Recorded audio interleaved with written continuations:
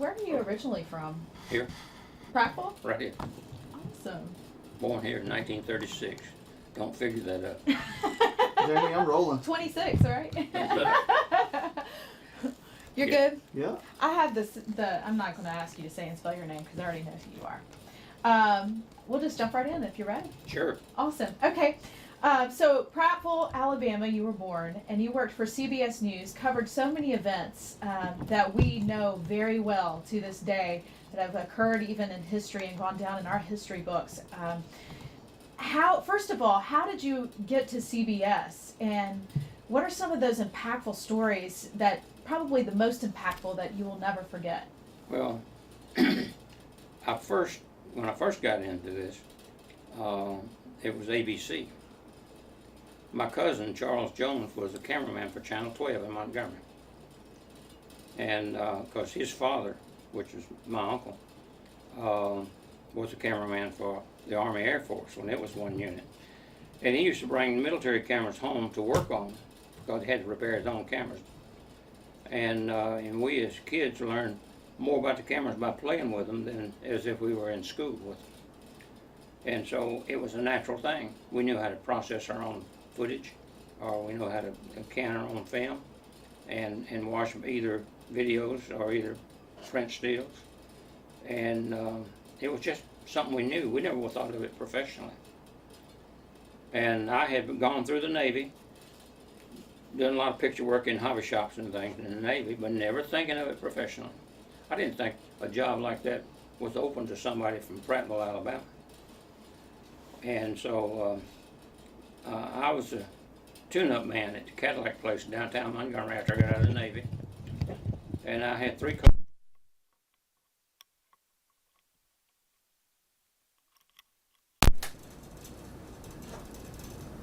Okay. Ask that question again. Sorry, Mr. Clarence. That's all right. That'll be perfect. Okay, so Prattville, Alabama, all the way to CBS. All right, I don't want to get too detailed. It just takes too long. But anyway, my cousin got a call from New York. It was ABC News in New York. They had found out that he was a cameraman for NBC down here, the affiliate.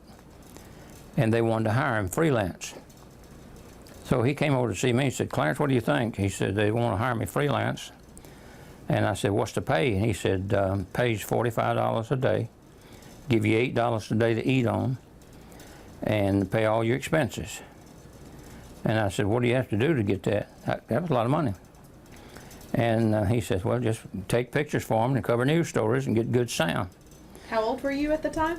Oh gosh, I was 24, I guess, somewhere along in there. Okay. 24. And he says, so I said, "So what's going on?" He said, "Well, they want me to go to North Alabama to cover a story for them this weekend." He said, "Can you go?" I said, "Well, sure." I said, "I'll be your sound man." And because we had also studied sound growing up as kids, you know, and it was all a natural thing for us. We didn't think anything about it. Although the amplifiers back then were tube amplifiers, like an old TV, and if you had a problem with it, you had to repair it because no one out there knew how to even look at it, much less repair it. So I'm sure that made you self-sufficient. Well, you tried to be, because it didn't matter, I'm jumping ahead, but it didn't matter where you went. There was no repairman for this equipment. You had to repair it, or either you didn't succeed. And that was a taboo sound, not to succeed. That's how you make your reputation, is succeeding in what you go after. And I'm sure that probably set you up for a lot of successes in your career. It did. It did. I'm going to back up just a second here. It's because ABC is where I started out with, and we went to cover a Klan rally in North Alabama. And it wound up, we did such a good job with the people we were covering that they invited us to go out for the lighting of a cross. They don't call it burning a cross, they lighting a cross. They put us in the back of an old pickup truck and took us out in the country. And Charles said, "Do you think we ought to be doing this?" I said, "Well, we're already this far, let's go." And so we went out and we took pictures of this old cross. They had wrapped with burlap and soaked with kerosene. And when they lit it, of course, it just flamed up. And then they gave us a ride back into town after it got all the speaking was over and everything. We sent that footage to New York, ABC New York. They called the next day and said, "Where in the world did y'all get this footage? We've never seen anything like this." And I told them, I said, you know, it's just a natural thing to what they do, and we just took pictures of it. We don't try to go tell people how to live their lives. We just cover what they're doing. And so he said, "Listen, y'all two are that good." He said, "We'll give you staff jobs if you go to Vietnam." And I said, "Vietnam?" And because I'd already served my time in the Navy.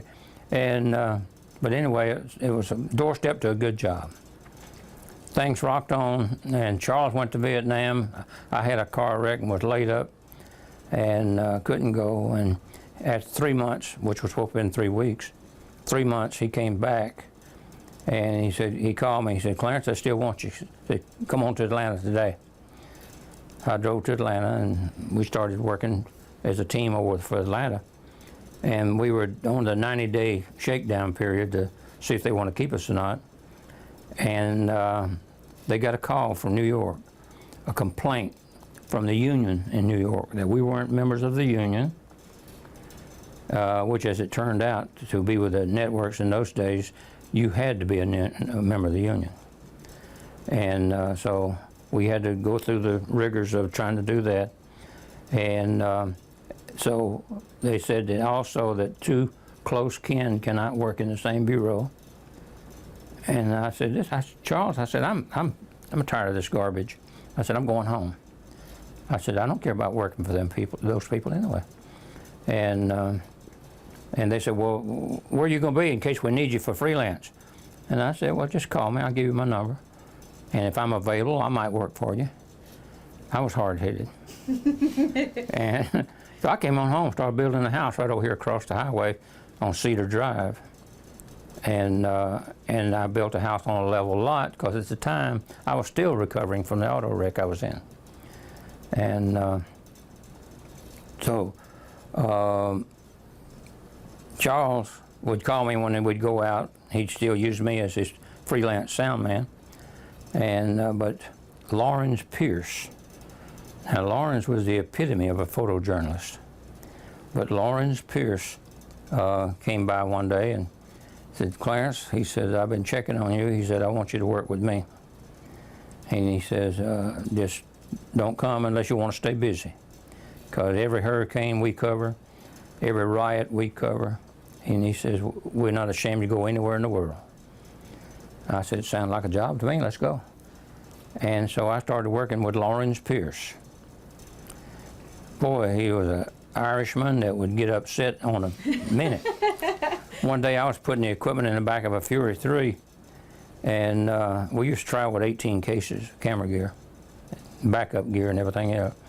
And as I leaned over to put it way up in the trunk, my foot came up, and it caught him under the chin because he had picked up a case and was trying to shove it in behind me, trying to help, but he getting in the way. He grabbed my shoulder, spun me around, and drew back. And I said, "You don't want to do that." I said, "I'm the one that keeps them off your back." And he said, "Man," he said, "you got me good." I said, "I wasn't trying to." And he said, "It's okay, it's okay." So anyway, it passed. And but one of the reasons he hired me because I knew how to drive. Back in high school days, I drove stock cars. And I didn't mind competitive driving at all. And that's what a lot of our jobs were, because down through the days with the integration days and everything in Mississippi, in different places, different people, maybe the Klan or maybe state troopers or somebody would try to run us off the road and get our footage. And we made it a point not to let them have our footage. And so we had to drive, not like they did, better than they did. And also have a little bit of fight in you like Lawrence. Yeah. Sounds like. Lawrence had a toolbox, just about that big. When you open the lid, there was a grease rag laying across the tools, and also a snub-nosed .38. Wow, you didn't play. We were in a riot, middle of a riot in Atlanta, and about 500 of the rioters surrounded us. Us was a 3-man crew and a reporter. Film days, we had a 3-man crew. electrician. We did all the lighting. And we pride ourselves in doing correct lighting. And we had a sound man, the cameraman, and a reporter. The reporter at that time was a new one named Peter Burns. Peter didn't make it in the networks. He tried hard, but he didn't make it. And we didn't vote for him either, because when they started closing in on us, he ran, got in the car, and locked the doors. And the car was about 50, 60 feet away. Well, they surrounded us. And Pierce said, "Clarence, spread the tripod right here." So I opened it up out loud where they could hear. Didn't lock eyes with them or anything. He just started putting the camera on the tripod, and he took the door off the camera. This is a film camera. Took a little mini screwdriver out of his pocket, and he started tweaking and whistling. He was an excellent whistler. And but these people thought, this old man's crazy. We're about to kill him, and he's working on his camera. And he said, "Clarence, go to the car and get me the toolbox." I thought, oh my gosh. And I said, not only have I got to go through this crowd and come back, but I got to bring that toolbox. So I went to the car, popped the trunk, got the toolbox out, slammed the trunk, and turned around and took a deep breath, started right through the crowd. Excuse me, excuse me, excuse me. And got to Lawrence, I set it down at his feet, and I opened the lid, I looked up, I said, "What do you want first?" He said, "Just hang on, I might not need it. This might take care of it," because we heard the sirens in the background. The police were coming, bunch of them. And so the crowd started dispersing. And there I'm down on one knee with the toolbox open and my hand on the grease rag to get it out of the way. And Pierce looked at me, he said, "Good job." What a close call. He said, "You're gonna be all right." I was the youngest on the crew at the time. Wow. And so I did what I was told a lot of times I didn't.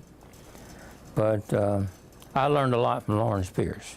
And it sounds like a lot of it was a wing and a prayer. You had a lot of adventures that you went on, a lot of different, as we mentioned before, places that you've gone, and also some pretty scary events, some pretty impactful events. What was the one in history that you can recall that really had an impact on your life? I guess that's an easy but a hard one, because the Challenger really hit me hard. That's the only assignment out of all my assignments I ever had that I had nightmares over. And I guess it's because I had met the crew and got to know them on the shakedown cruise, and so that while they were getting used to everything and all that, and met the teacher and the backup teacher, and I just got to know them all as good people. And to see them destroyed like that, what I thought was needlessly, because they could have put it off. They'd already put it off a couple of weeks. They could put it off again, but they said it would cost them too much money, and they were afraid they're going to lose the funding out of Washington. So they had orders to go for it. And of course, everybody paid the price, but those 7 really paid the price. And the way it panned out, you were the only photographer that got the footage of the actual explosion. What was going through your mind when you saw that through the camera lens? Everybody else got the footage right up until the explosion. And when the explosion happened, that's where they lost their footage, because they were on auto iris with their new video cameras. I was on manual iris, meaning I was writing gain on the iris myself to what I thought I needed, just from my eye, not from the exposure meter or anything else, just my eye through the viewfinder. And so I just stayed with it automatically. Something like that happens, you go into kind of an automatic zone and don't think about it, because if you think about it, you won't get it. And that's where it was with that. You just had to click into that work mode and block it out. Just do my job. I knew it was going to be important. I didn't know I had that footage and nobody else had it. I just knew how important it was just for us, just for CBS. Because at that time I was still, when I went with CBS with Lawrence Pierce back in the early 60s, I stayed with CBS close to 40 years. Speaking of the 60s, you were working during a lot of the civil rights movement. Oh, yeah. It's my understanding that you met Dr. Martin Luther King Jr. Many times over. What was he like? Very nice man, very nice personality, sharp-looking guy. He carried himself well. And in fact, we were in Charleston, South Carolina, for a nurses' strike at the hospital, and he was over there to give them support. They were trying to get more money. And he, myself, my partner, and a couple of his guys were walking on the sidewalk, going back toward our hotel after the speech was over. The camera was just hanging on my shoulder, wasn't shooting anything. We're just walking, casually. I said, Dr. King, I said, you care if I use a little bit of one of your songs? And he said, what for? I said, well, I'm working on a song of mine, and I would like to use your tune. He said, hum me a few bars, my boy, and see if I can pick it up. With that, he had his hand on my shoulder, you know. And I said, I'm going to do this. I said, I'm on overtime. I'm on overtime tonight.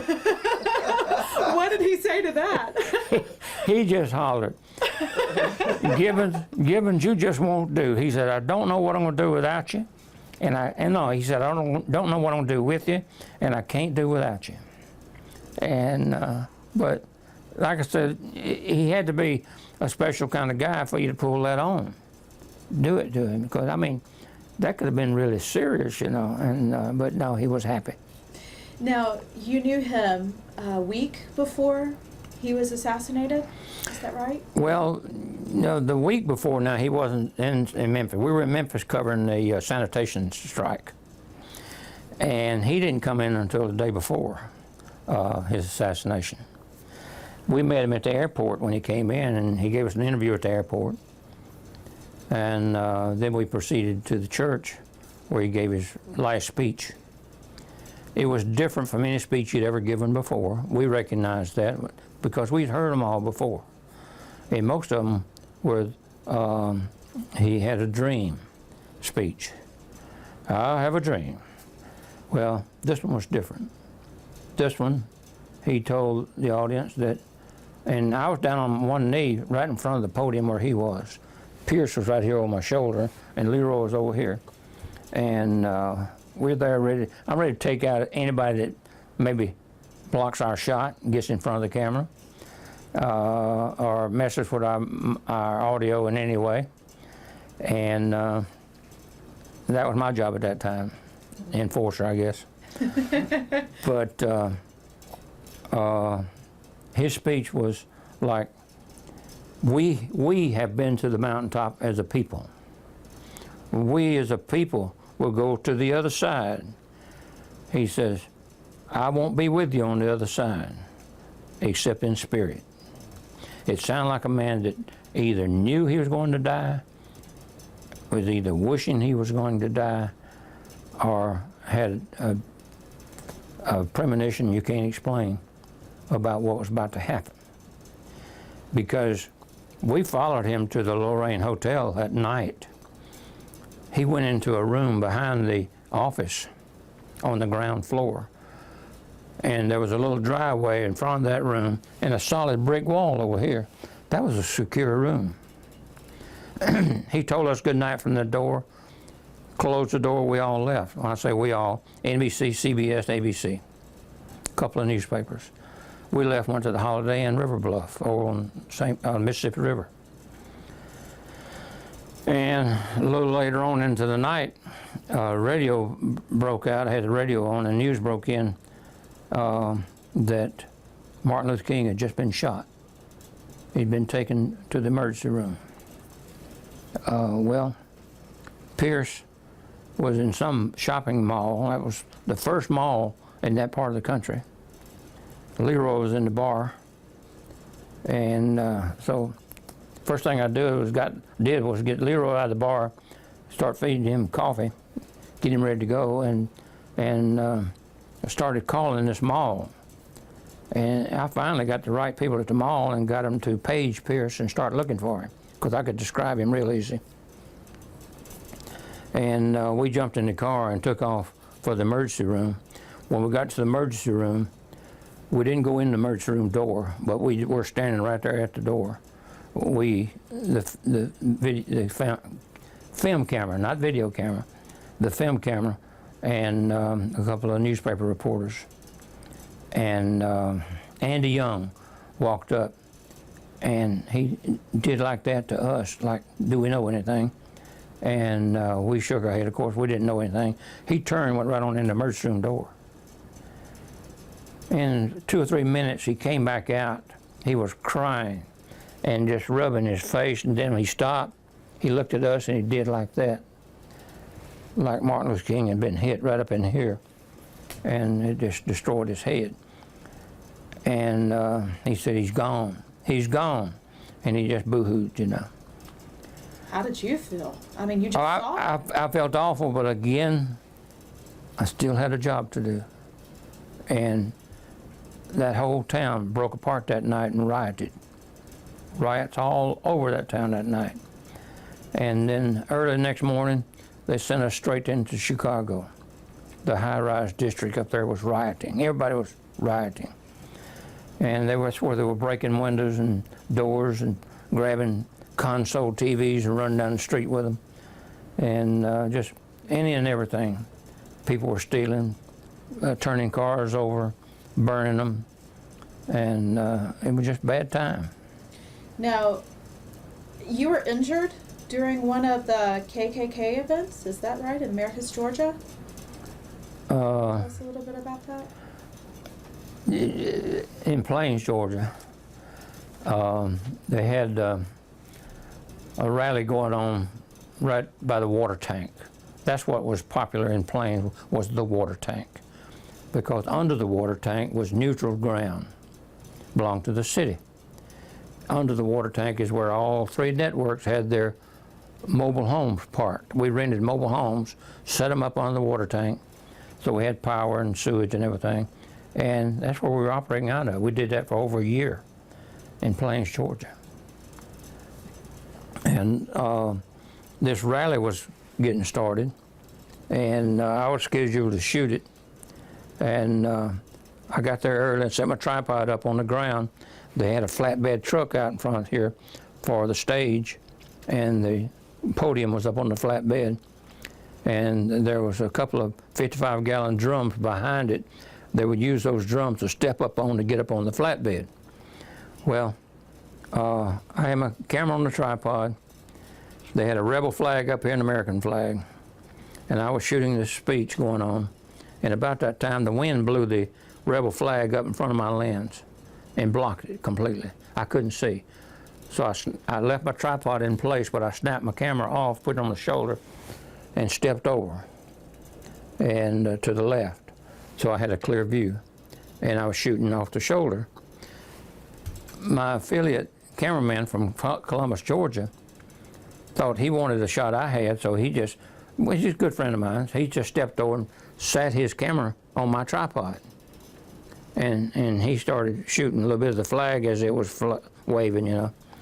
And about that time, it was like a stick of dynamite going off.